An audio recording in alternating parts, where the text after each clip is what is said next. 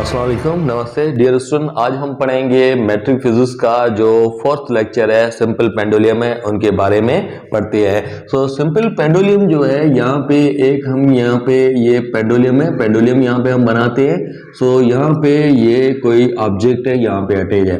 तो ये ऑब्जेक्ट अपनी मेन पोजीशन पे यहाँ पे है, मेन पोजीशन हम यहाँ पे इनको कह सकते हैं। ये मेन पोजीशन पे है। जैसे हम इनके ऊपर फोर्स अप्लाई करते हैं तो ये एक्सट्रीम पोजीशन है, ये वाली पोजीशन है, इनको हम यहाँ पे कहेंगे एक्सट्रीम पोजीशन। ये एक्सट्रीम पोजीशन पे ऑब्जेक्ट जो है वो पहुंच जाएगा। सो यहाँ पे इनकी लेंथ जो है वो एल है, और यहाँ जैसे यहाँ पे हम एक्सटर्नल फोर्स रिप्लेस करेंगे तो पेंडुलम वंस अगेन जो वापस आएगा मेन पोजीशन से दोबारा जो है, ये भी एक्सट्रीम पोजीशन है। सो एक्सट्रीम पोजीशन के ऊपर ये पेंडुलम जो है वो आ जाएगा। तो इसी तरीके से इनकी रोटेशन जो होती है, तो इसी झूले को भी हम यहाँ पे सिंपल पेंडुलम जो है वो कह सकते हैं। तो मेन पोजीशन ये हो गई और एक्सट्रीम पोजीशन ये हो गई। सबसे पहले हम यहाँ पे देखते हैं कि एनर्जी जो है, एनर्जी कौन कौन सी एनर्जी है, कहां कहां पे एनर्जी होती है। जो मेन पोजीशन है, यहाँ पे बॉडी जो है बार बार मूव कर रही है, तो हम यहाँ पे कहेंगे कि काइनेटिक एनर्जी मेन पोजीशन पे मैक्स होगी, जबकि पोटेंशियल एनर्जी यहाँ पे हम कहेंगे जो मेन पोजीशन पे मिन होगी।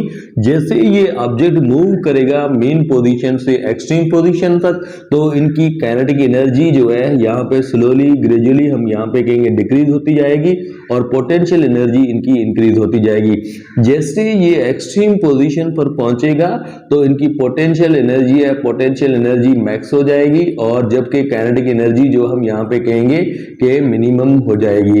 तो उनके बाद ये एक्सट्रीम पोजीशन से मेन पोजीशन की तरफ जैसे मूव करेगा तो पोटेंशियल एनर्जी कम होती जाएगी, काइनेटिक एनर्जी इनकी बढ़ती जाएगी। सो वंस अगेन ये मेन पोजीशन पे पहुंचेगा तो काइनेटिक एनर्जी इनकी ज्यादा होगी, पोटेंशियल एनर्जी इनकी कम होगी। वंस अगेन जो जैसे ये आगे मूव करेगा काइनेटिक एनर्जी डिक्रीज होती जाएगी, पोटेंशियल एनर्जी इनकी इंक्रीज होती जाएगी। सो एक्सट्रीम पोजीशन पे पहुंचेगा तो पोटेंशियल एनर्जी है, यहाँ पे भी पोटेंशियल एनर्जी हमें मैक्स मिलेगी, और काइनेटिक एनर्जी जो है हमें यहाँ पे मिन मिलेगी। अच्छा, उनके बाद ये तो एनर्जी है, एनर्जी का हमने यहाँ पे डिस्कस किया। उसके बाद हम देखते हैं कि इनकी मोशन जो है वाइब्रेटरी मोशन है या सिंपल हार्मोनिक मोशन है या नहीं है। वो हम मैथमेटिकल वे से हम इनको प्रूव करते हैं, तो इनकी मोशन जो है सिंपल हार्मोनिक मोशन है या नहीं है। तो सबसे पहले हम यहाँ पे क्या करते हैं कि सपोज करें ये ऑब्जेक्ट जो है, ये पेंडुलम है, पेंडुलम यहाँ से लेकर यहाँ तक ये मूव किया है, तो एक्सट्रीम पोजीशन पे इन्होंने मूव किया है। सो यहाँ पे इनका वेट जो है, वेट हम यहाँ पे W है, W लिखते हैं, W is equal to mg लिखेंगे। तो इनके कंपोनेंट, दो कंपोनेंट बनाएंगे, एक कंपोनेंट इनका ये हो जाएगा और दूसरा कंपोनेंट हम यहाँ पे ये बनाते हैं, और यहां से लेकर ये एंगल है, कोई एंगल है, एंगल बना रहा है। तो ये जो इनके एंगल के सामने वाली साइड को हम परपेंडिकुलर कहेंगे। सो वेट परपेंडिकुलर में जो होगा mg साइन थीटा है, ये हम लिखेंगे। जबकि इनके जो ये इनका बेस है, बेस वाली साइड पे पैरेलल में जो वेट मिलेगा वो हम लिखेंगे mg, और उनके अलावा हम यहाँ पे लिखेंगे cos थीटा है। ये किस तरीके से आया है, तो हम यहाँ पे एक ट्रायंगल जो है यहाँ पे ये बना रहे हैं। सपोज करें ये वेट है, तो इनके दो कंपोनेंट हम यहाँ पे, एक कंपोनेंट ये लिखते हैं, ये जो है इनके पैरेलल में, और दूसरा कंपोनेंट हम यहाँ पे ये लेते हैं, ये इनके परपेंडिकुलर में। अच्छा, इनके हम यहाँ पे पैरेलल शिफ्ट करते हैं, यहाँ से लेकर यहाँ तक हमने पैरेलल इनको शिफ्ट किया, तो ये वाली ये हमें लाइन मिलेगी, ये W है, ये परपेंडिकुलर में, ये एंगल है थीटा को, ये वाली साइड को हम परपेंडिकुलर कहेंगे, ये बेस मिल जाएगा, और ये इनका हाइपोटेन्यूज मिल जाएगा। तो हम यहाँ पे पहले हम साइन थीटा है, साइन थीटा हम यहाँ पे यूज करते हैं। हमें पता है कि साइन थीटा परपेंडिकुलर अपान में हाइपोटेन्यूज है, तो परपेंडिकुलर इनका मिलेगा, हम यहाँ पे लिखेंगे ये परपेंडिकुलर, और उनके बाद हाइपोटेन्यूज है, हाइपोटेन्यूज हम यहाँ पे ये लिखेंगे, और उनके बाद यहाँ पे साइन थीटा लिखेंगे।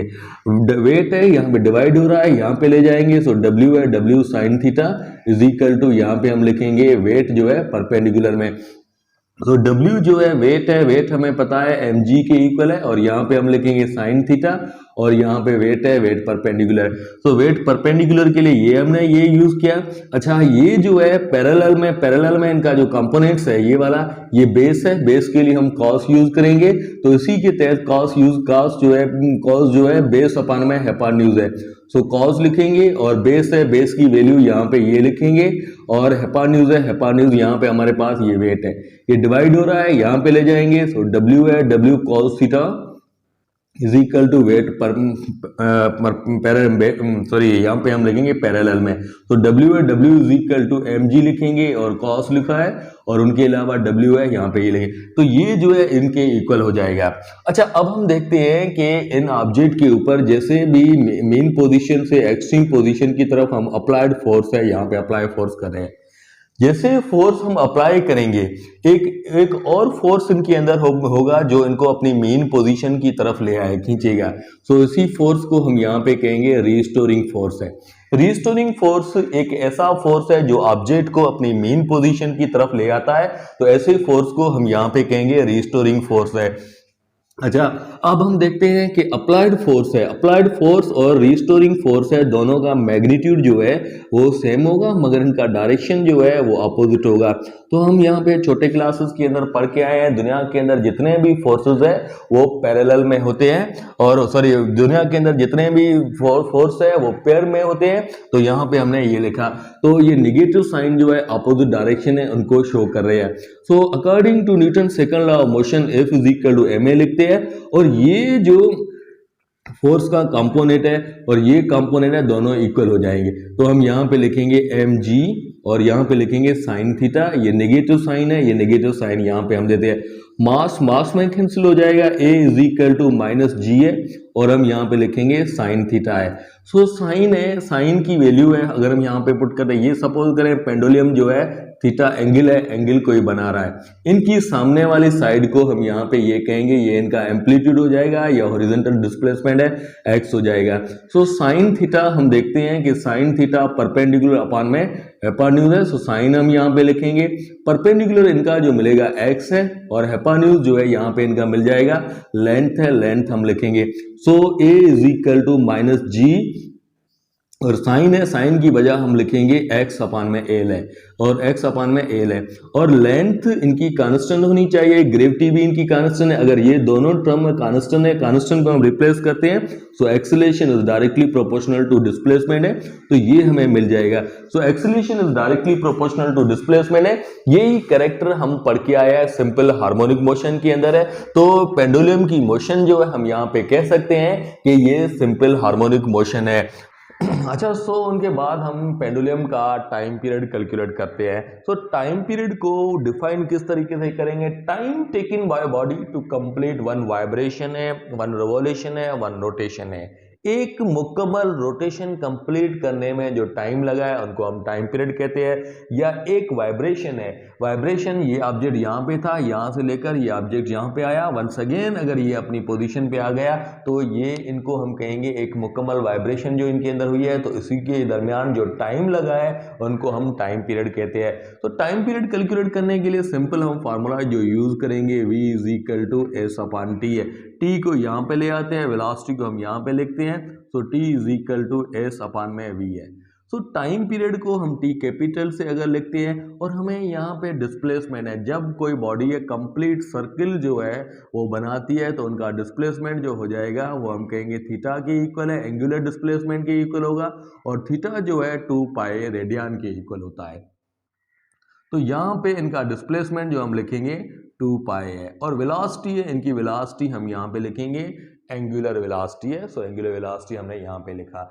अच्छा, एंगुलर वेलोसिटी है, वो एंगुलर वेलोसिटी जो होती है सो हम यहाँ पे लिखेंगे a is equal to minus omega square है, x है।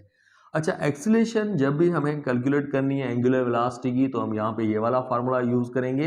अच्छा, अभी जो हमने यहाँ पे पढ़ा है कि acceleration is equal to, acceleration हम यहाँ पे सिंपल पेंडुलम की अभी हमने जो कैलकुलेट की थी तो वहाँ पे हम लिखेंगे a is equal to minus जो है यहाँ पे लिखेंगे g है अपान में एल है, और यहाँ पे लिखेंगे x है। ये x के इक्वल होगा, a के इक्वल है, तो हम यहाँ पे सिंपल कहेंगे और जो एंगुलर वेलोसिटी स्क्वायर में वो हो जाएगी g अपान में एल है, इनके इक्वल है। सो अंडर रूट इनके ऊपर दे रहे हैं, अंडर रूट इनके ऊपर है, स्क्वायर अंडर रूट कैंसिल हो जाएगा, so omega is equal to हमें मिलेगा g अपान में एल है। सो इनकी वैल्यू अगर हम यहाँ पे पुट करें, सो t है, t इज इक्वल टू 2 पाई हमने लिखा, और यहाँ पे हम लिखेंगे g अपान में एल है, ये हमने, ये डिवाइड हो रहा है ऊपर ले जाएंगे multiply, so t is equal to two pi और यहाँ पे हम लिखेंगे एल अपान में जी है। तो ये फार्मूला हम यूज करेंगे, टाइम पीरियड है, टाइम पीरियड अगर पेंडुलियम का हमें कैलकुलेट करना है तो हम ये वाला फार्मूला यूज करते हैं। सो टाइम पीरियड के से रिलेटेड कुछ एमसीक्यूज है। सो एमसीक्यूज हम नेक्स्ट जो है पूरे चैप्टर के जो एमसीक्यूज है हम इनके बाद जो हमारा लेक्चर जो होगा उनके अंदर हम यहाँ पे डिस्कस करेंगे। सो पहले हम यहाँ पे उसके बाद जो टाइम पीरियड डिस्कस करने के बाद हम यहाँ पे फ्रीक्वेंसी की बात करते हैं। फ्रीक्वेंसी क्या है, फ्रीक्वेंसी को किस तरीके से डिफाइन करें। फ्रीक्वेंसी को हम यहाँ पे ऐसा कह सकते हैं कि नंबर ऑफ वाइब्रेशन पर सेकंड है, नंबर ऑफ रिवॉल्यूशन पर सेकंड है, नंबर ऑफ वेव्स पर सेकंड है। एक सेकंड में कितनी वाइब्रेशन हुई है, तो उसी को हम यहाँ पे कहेंगे कि ये फ्रीक्वेंसी कहते हैं। या मैथमेटिकल वे में फ्रीक्वेंसी को हम ऐसा भी डिफाइन कर सकते हैं, reciprocal of time period. Reciprocal of time period है, सो उसी को हम यहाँ पे कहेंगे एक ये फ्रीक्वेंसी है। सो फ्रीक्वेंसी हमें मिलेगी 1 अपान में टी है। तो टाइम पीरियड के लिए अभी हमने ये वाला फार्मूला जो ड्राइव किया था, तो हम यहाँ पे लिखेंगे 2 पाए और एल अपान में जी है। ये डिवाइड हो रहा है, ऊपर ले जाएंगे, सो एफ है, एफ इज इक्वल टू 1 अपान में 2 पाए लिखेंगे और यहाँ पे हम लिखेंगे जी अपान में एल है, ये हम लिखेंगे। तो ये फार्मूला हमें मिलेगा टू कैलकुलेट द फ्रीक्वेंसी। तो पेंडुलम की हमें फ्रीक्वेंसी मालूम करनी है तो हम ये वाला फार्मूला यूज करेंगे। इनके तहत हम फ्रीक्वेंसी जो है इनकी कैलकुलेट कर सकते हैं। अच्छा, उनके बाद हम यहाँ पे डिस्कस करते हैं कि सेकंड सिंपल पेंडुलम है, वो सेकंड सिंपल पेंडुलम क्या है। पहले हम सेकंड सिंपल पेंडुलम की डेफिनेशन को हम किस तरीके से डिफाइन करें। सेकंड सिंपल पेंडुलम ऐसा पेंडुलम होता है जिनका टाइम पीरियड 2 सेकंड हो। ठीक है, तो जो हम यहाँ पे पेंडुलम का टाइम पीरियड जो है वो 2 सेकंड है।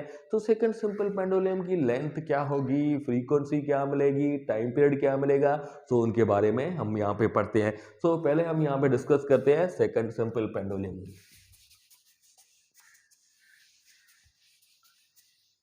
सेकंड सिंपल पेंडुलम जो है ऐसा पेंडुलम जिनका टाइम पीरियड जो है वो 2 सेकंड हमें मिले, तो उसी को हम यहाँ पे कहेंगे सेकंड सिंपल पेंडुलम है। अच्छा, यहाँ पे हम या फ्रीक्वेंसी, अच्छा इनकी लेंथ कैलकुलेट करें तो लेंथ कैलकुलेट करने हम फार्मूला हम यूज करेंगे 2 पाए, हम यहाँ पे लिखेंगे, यहाँ पे हम लिखेंगे एल अपान में जी है। टाइम पीरियड है, पहले हम यहाँ पे ये लेंथ है इनको हम बोथ साइड पे स्क्वायर करेंगे। यहाँ पे स्क्वायर हमने किया, यहाँ पे हमने स्क्वायर किया, तो हमें यहाँ पे मिलेगा टी स्क्वायर है और यहाँ पे लिखेंगे 4 पाई स्क्वायर है और यहाँ पे हम लिखेंगे एल अपान में जी है। जी डिवाइड हो रहा है, यहाँ पे ले जाएंगे multiply, so T square into जी है। 4 पाई स्क्वायर यहाँ पे मल्टीप्लाई, एल के साथ मल्टीप्लाई हो रहा है, यहाँ पे ले आएंगे तो ये डिवाइड हो जाएगा इज इक्वल टू एल। इनके अंदर हम जब वैल्यू पुट करेंगे तो हमें यहाँ पे सेकंड सिंपल पेंडुलम की लेंथ है, लेंथ हम मिल जाएगी। पहले ये टी स्क्वायर है, टाइम है, टाइम हमारे पास 2 मिला हुआ है, इनको स्क्वायर करेंगे और यहाँ पे ग्रेविटी है, ग्रेविटी की वैल्यू जो हमें पता है कि 9.8 है, अपान में 4 है, 4 लिखते हैं और पाए, पाए की वैल्यू जो है 3.142 है, ये है, इनको हम स्क्वायर करेंगे तो हमें लेंथ है, लेंथ मिल जाएगी। सो 4 4 में कैंसिल हो जाएगा, यहाँ पे हम लिखेंगे 9.8 है और इनको स्क्वायर करेंगे 9.9 है, 8 है, ये हमें मिलेगा। इन दोनों को डिवाइड करेंगे तो हमें अंश जो मिलेगा 0.99 है, 2 है, ये मीटर है। So length second simple pendulum की हमें मिलेगी 0.992 है, ये हमें मीटर मिलेगी, या सेंटीमीटर में हम ऐसा लिख सकते हैं 99.2 है, ये हम लिखेंगे सेंटीमीटर है।